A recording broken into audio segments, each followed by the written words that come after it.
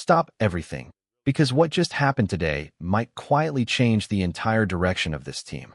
We've got 4 major updates, and none of them are small. And if even one of these goes wrong, this season could flip upside down fast.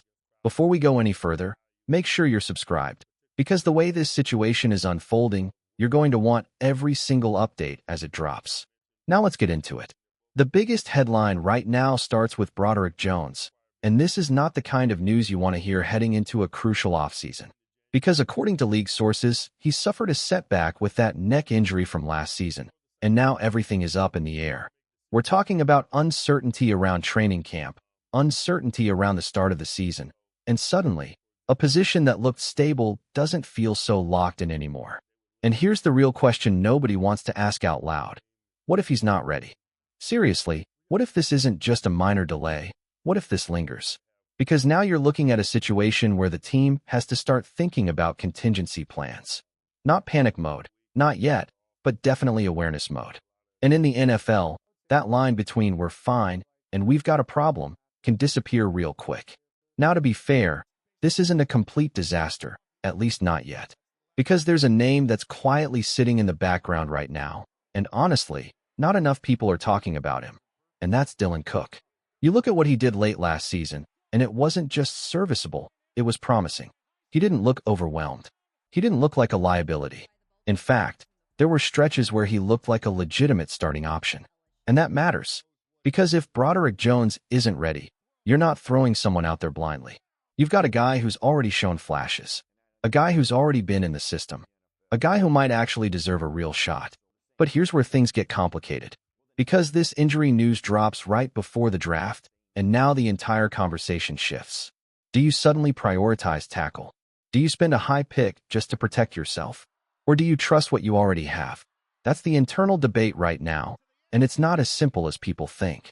Because if you zoom out for a second, this team has already invested heavily in the offensive line. You've got Broderick Jones. You've got Troy Fautanu. That's not a small commitment. So now imagine using another top pick on a tackle. Are you solving a problem or creating a logjam?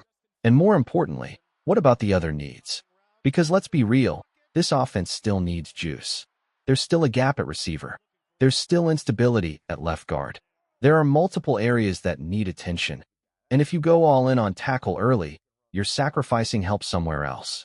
That's why this situation is so tricky.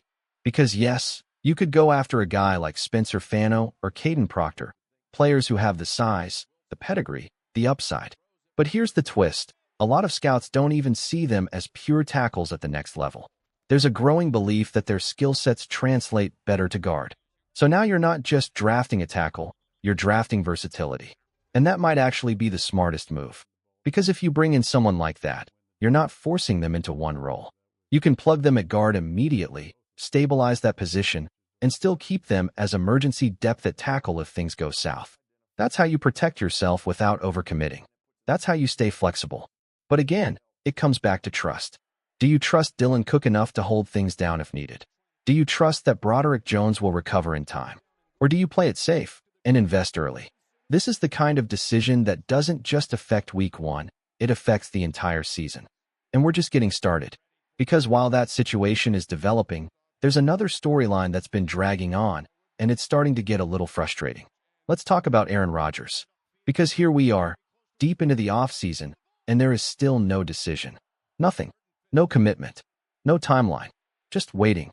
And at first, you could justify it. Last year, sure, there were personal factors. There were real-life situations involved. You understood why things took time. But this year, what's the delay?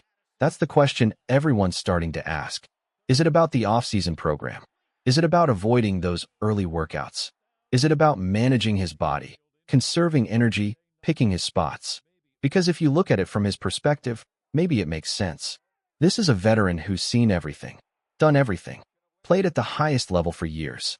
Maybe he doesn't feel the need to be out there in April grinding through voluntary sessions. Maybe he believes his time is better spent preparing on his own terms. And honestly, there's some logic to that. But at the same time, this is still a team sport. There's still value in being present, in building chemistry, in setting the tone. And when you're not there, it gets noticed. Now, to be clear, this isn't causing chaos inside the locker room. There's no reports of frustration, no signs of division. If anything, there's patience. Because when Rodgers was there, he showed up the right way. He wasn't a distraction. He wasn't making headlines for the wrong reasons. He embraced the culture. He played tough. He led. And let's not forget, he helped bring a division title. So there's respect there. There's trust. But there's also uncertainty. Because until he makes a decision, everything else is in limbo. And that leads us directly into the next major development. And this one might be the most surprising of them all. Because with Rodgers not in the building, someone has to step up. Someone has to take control of those reps. And you would think it would be the veteran. You would think it would be the safe option. You would think it would be Mason Rudolph. But that's not what's happening. Instead, the team has made a statement. Because right now, QB1 in these offseason reps is Will Howard. Let that sink in. A rookie, an unproven player, 0 NFL experience. And he's already ahead of a veteran who's been in this system, who's played meaningful snaps, who's been through the ups and downs. That's not normal. That's not something teams do casually. So what does it mean? Because on one hand, it's exciting. It shows belief. It shows confidence. It shows that this organization sees something in Will Howard that goes beyond just developmental prospect. But on the other hand, it raises questions. Because shouldn't he have to earn that? Shouldn't he have to beat out the veteran first? That's the traditional path. But this feels different. This feels intentional. This feels like a message. And that message might be louder than people realize. Because when you put a rookie in that position this early, you're not just giving him reps. You're giving him responsibility. You're giving him confidence. You're telling him, we believe in you. Now go prove us right. And that changes everything. Now here's the question of the day.